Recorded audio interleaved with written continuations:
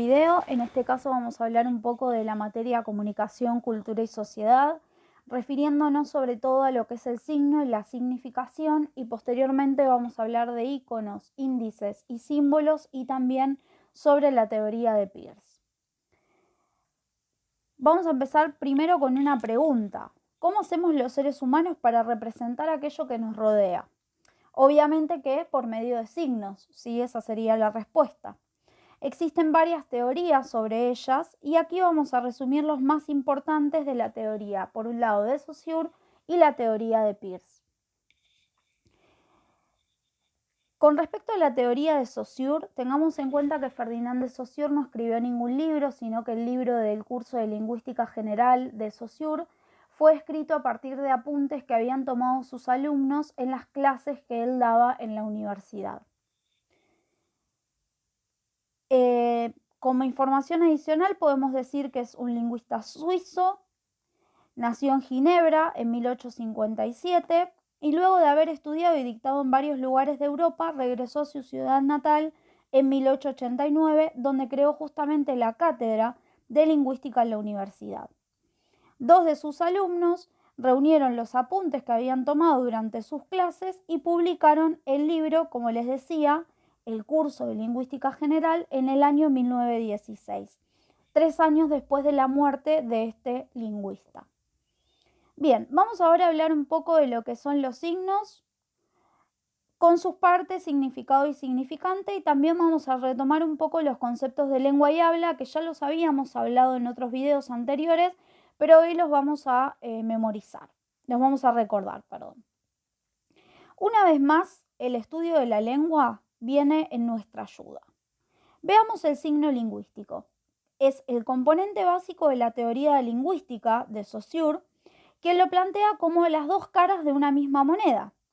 Se trata de un signo que va a constar de dos componentes. Por un lado, el significante, que es la forma física del signo, tal como la percibimos a través de nuestros sentidos. Por ejemplo, el sonido de una palabra o la apariencia de una imagen, y el significado, que es el concepto mental que tiene de quien emplea el signo de aquello a lo que ese signo se refiere. Por ejemplo, la idea que tenemos en nuestra mente cuando escuchamos la palabra bicicleta o cuando escuchamos la palabra pelota. Estos componentes van a estar unidos por un lazo arbitrario, es decir, que no hay nada en la palabra bicicleta que significa o corresponda al objeto bicicleta. Es un código establecido y aceptado. Y la existencia de cada uno de ellos no es completa el uno sin el otro. Es decir, el significante es la imagen acústica, ¿sí? Si yo escucho la palabra bicicleta, y la imagen que yo me hago en la cabeza al escuchar esa palabra es el significado. No existe significado sin significante ni significante sin significado. Este autor también va a plantear la distinción entre lengua y habla. Mientras que la lengua es un sistema organizado de signos que nos permite comunicarnos, el habla es el uso, la puesta en uso de ese sistema.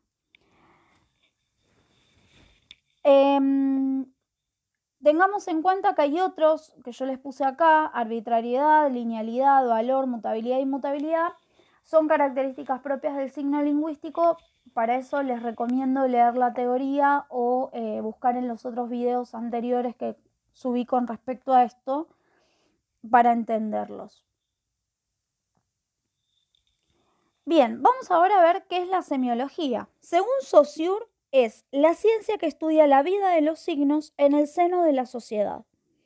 La semiótica es el estudio de los signos, los códigos y la cultura, e intenta establecer los rasgos esenciales de los signos y ver cómo funcionan en la vida social. Es más bien un enfoque teórico que una disciplina académica.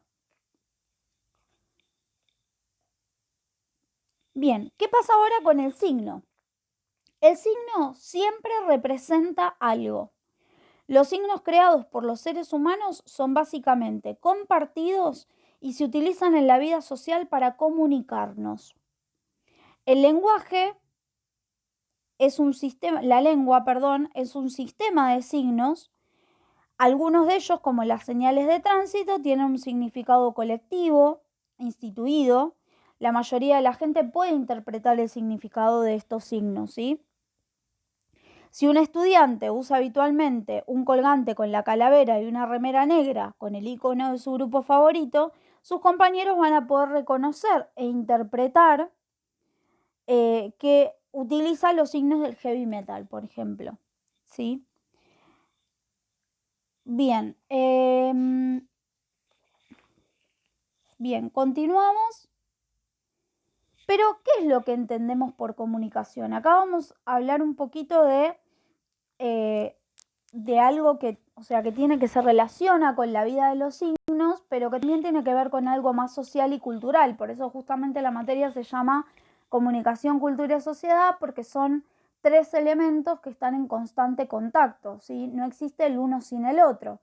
Necesitamos sí o sí comunicarnos para poder transmitir cultura y para poder vivir en sociedad.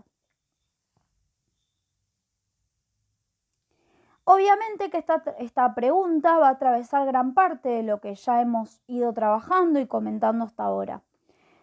Nos proponemos entonces entender la comunicación más allá de las palabras en términos culturales, porque ya sabemos que en toda situación comunicativa hay interacción, una relación, un proceso de intercambio. El cuerpo, los gestos, los colores, las imágenes, los silencios y hasta las distancias entre las personas comunican algo y significan algo para la cultura que comparten. Es decir, que la comunicación social es el conjunto de intercambios de sentido en una sociedad y no solamente la mera transmisión de información. Y el sentido en la comunicación no nace solamente en un código, como sucede, por ejemplo, con el telégrafo, sino que es un producto de la interacción. Esto se complica mucho más, ¿sí? Cuando los límites de la comunicación cara a cara o los de los medios tradicionales se ven atravesados por las nuevas tecnologías y todo lo que ello produce, pero eso ya lo vamos a analizar un poco más adelante. Bien, mientras tanto y para entender lo que proponen las teorías sobre el sentido y la significación en la comunicación, necesitamos una unidad mínima de la cual partir para relacionar su funcionamiento con el contexto.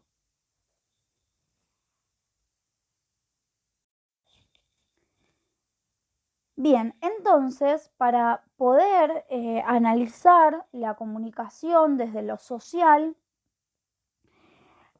primero lo que proponen las teorías sobre el sentido y la significación en la comunicación me va a llevar a que yo necesite una unidad mínima de la cual partir para relacionar su funcionamiento con el contexto, los conocimientos previos de los actores sociales y otros elementos que también interactúan. Esta unidad va a ser el signo.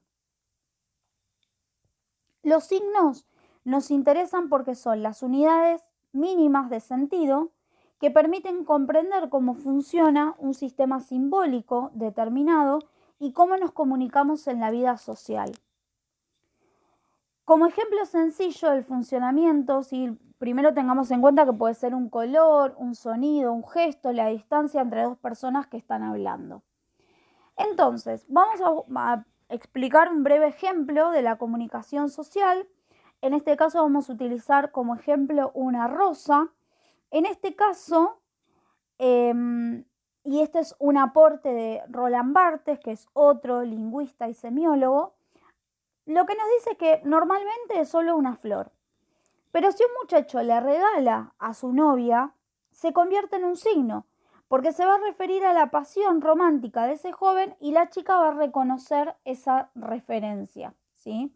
Entonces, es solo una rosa cuando el chico se le ofrece a su novia, la chica y él ellos dos van a compartir un sistema en el que la rosa simboliza el amor que él le tiene a ella, ¿sí? Bien, y ahora empezamos un poquito con Peirce, Charles Peirce, ¿sí? Que nació en 1839 en Massachusetts, Estados Unidos. Tenía una formación bastante completa, ¿sí? Tenía intereses en lógica, física, matemáticas, psicología, y desarrolló la lógica simbólica. Lo que buscaba no era una tarea sencilla, lo que él buscaba era encontrar la universalidad del pensamiento que permitiera entender la totalidad del mundo. Recién en 1931, varios años después de su muerte, que ocurre en 1914, comenzarán a publicarse sus obras. Y acá pasa lo mismo que con Saussure, su obra es póstuma. Bien, para Peirce, la realidad siempre la podemos dividir en 3 elementos. Bien, Peirce trabajó en la misma época de Saussure, pero en Estados Unidos, y sus ideas no fueron retomadas sino varios años después. Obviamente, como les decía, murió sin ver su trabajo publicado, y su teoría sobre los signos y su funcionamiento sentaron las bases para lo que es la semiótica en la actualidad, ¿sí? La semiótica contemporánea. El signo, según Peirce, consta de 3 componentes. La realidad es para él una tríada, y toda su teoría se basa en sistemas y categorías compuestas por 3 elementos. Para este autor, el signo es algo que está para alguien en lugar de otra cosa, su objeto, en alguno de sus aspectos, y crea en la mente de esa persona un signo más desarrollado que es su interpretante. Es decir, que el signo es una representación mental a través de la cual alguien puede conocer los objetos de la realidad. Y ahí vemos el esquema del signo propuesto por Peirce, que funciona como un circuito en el que cada elemento se remite y se relaciona con los otros dos. Tenemos por un lado el objeto, por otro lado el representamen y por el otro el interpretante, y ahora a continuación vamos a analizar cada uno de ellos. Vamos a pensar en este ejemplo, ¿sí? Nosotros estamos leyendo la palabra bicicleta y también la están escuchando de mi voz. Acá tenemos de nuevo los 3 elementos del signo según Peirce. Entonces, vamos a analizar cada uno de ellos. Por un lado tenemos el objeto. El objeto es la porción de la realidad a la que puede accederse a través del signo. Puede ser una cosa conocida, existente, un conjunto de ellas, o una cualidad o relación o hechos conocidos. ¿Sí? En este caso, nuestro objeto va a ser la bicicleta que nosotros tengamos en casa, ¿sí? La bicicleta que nosotros conozcamos. Por otro lado, vamos a tener el representante o representamen. Representamen es la forma correcta de mencionarlo, pero van a encontrar en algunos libros, sobre todo más modernos, que utilizan la palabra representante, que es básicamente el signo. Es justamente la representación de algo. En este sentido debemos recordar que los seres humanos accedemos al mundo de lo real a través de un sistema simbólico. El representamen sería el o los aspectos del objeto que podemos conocer a través de esta tríada en particular, pues nunca podemos acceder al objeto en su totalidad. ¿Sí? O sea que es la representación de algo. Y por otro lado tenemos el interpretante, que es el interpretante parte de la idea de Saussure de que el significado de una representación no puede ser sino otra representación, ¿sí? En este caso hablamos más de lo mental. Es decir, que se trata de otro signo, pero en este caso es el signo que el representante produce en la mente de una persona. Por ejemplo, al escuchar la palabra bicicleta, todos sabemos de qué estamos hablando, aunque la imagen mental de cada uno de nosotros sea una bicicleta diferente a la de mi compañero. Mi bicicleta mental puede tener, no sé, las ruedas negras, puede ser roja, puede ser azul, pero a su vez todos sabemos de qué estamos hablando. Vamos a hacer algunas aclaraciones con respecto a esta teoría.